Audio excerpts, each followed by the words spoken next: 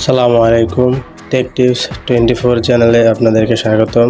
আজকে ভিডিওতে আপনারা জানতে পারবেন কিভাবে যে কোনো ছবি ক্লিন করতে হয় এবং যে কোনো ছবির মধ্যে দাগ তুলতে হয়। তো চলুন শুরু করা যাক। এজন্য প্রথমে আমাদেরকে অ্যাডোবি ফটোশপ 7 ওপেন করতে হবে। আমি অ্যাডোবি ফটোশপ ওপেন করছি। তো অ্যাডোবি ফটোশপ ওপেন করার পরে আপনারা যে ছবি আপনারা ক্লিন করতে চান সেই ছবি এখানে আনতে হবে। তো এই জন্য আপনাদেরকে উপরে যে ফাইল অপশন আছে এই ফাইল অপশনে ক্লিক করতে হবে। ক্লিক করার পরে দেখুন নিচে ওপেন লেখা আছে, ওপেন অপশনে ক্লিক করতে হবে। ওপেন অপশনে ক্লিক করার পরে আপনি আপনার ডেস্কটপের ফাইলে চলে যাবেন। তো আমি আমার কাজের সুবিধাতে ডেস্কটপে রেখেছি যে ছবিটা আমি ক্লিন করব। তো এখান থেকে আমি সিলেক্ট করে ওপেন করে নেব। তো আপনার ডেস্কটপের যেখানে আছে সেখান থেকে আপনি আপনার ছবিটা ওপেন করে নেবেন। তো আমি আমার ছবিটাকে ওপেন করে নিলাম। ওপেন করার পরে এখন এই ছবিটাকে দেখুন অনেক দাগ রয়েছে। এই ছবিটাকে আমি ক্লিন করব। এর জন্য প্রথমে আমাদেরকে একটা ডুপ্লিকেট লেয়ার নিয়ে নিতে হবে।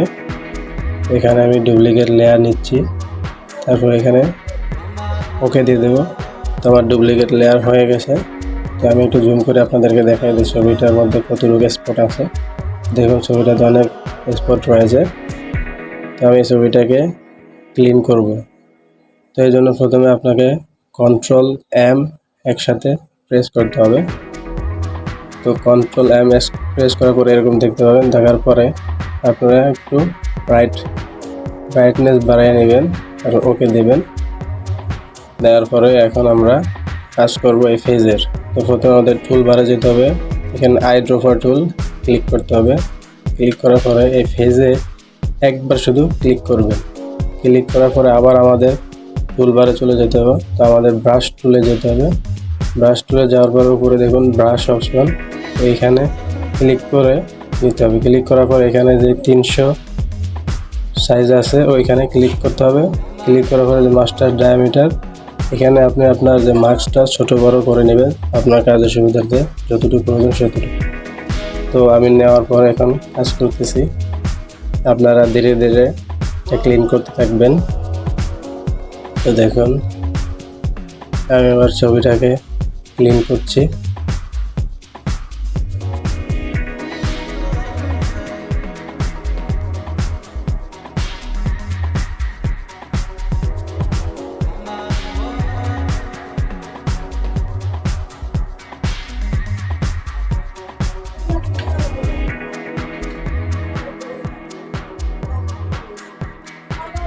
আস্তে আস্তে ক্লিন করতে থাকবেন।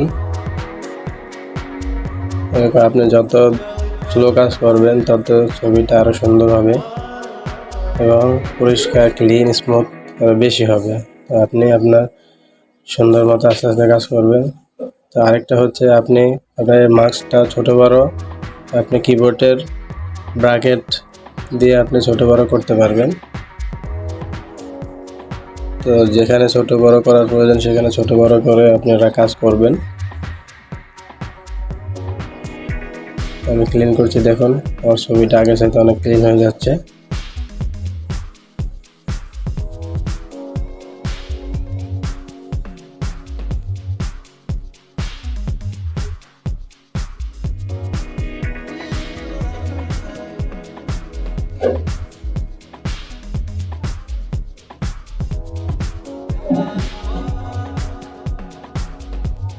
আপনারা একটু সময় নিয়ে কাজ করবেন।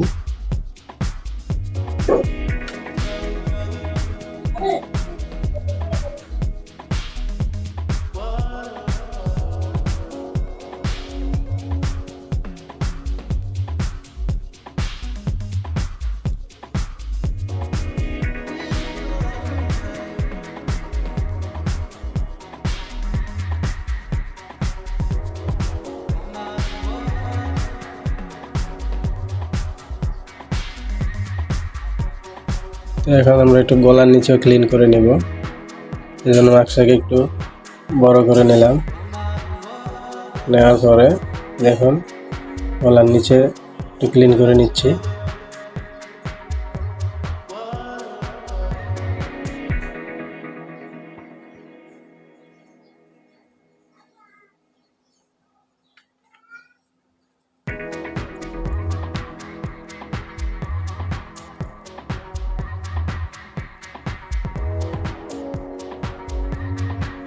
তো দেখুন আমার ছবিটা মোটামুটি অনেক ভালো ক্লিন হয়ে গেছে, সুন্দর ক্লিন হয়ে গেছে।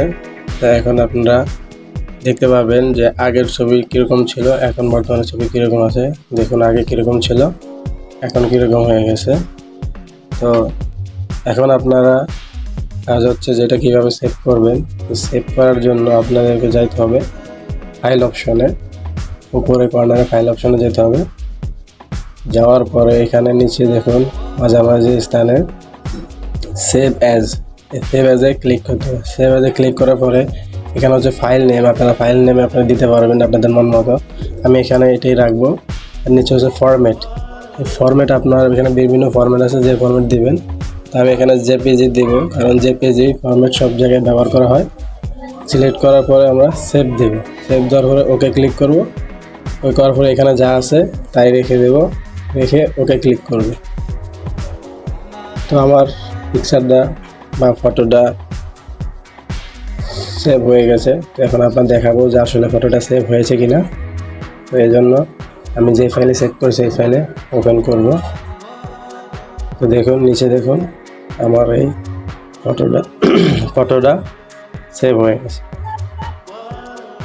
তো এভাবে আপনারা আপনাদের যে কোনো ফটো ক্লিন করতে পারবেন, স্মুথ করতে পারবেন খুব সহজে, ইজিলি।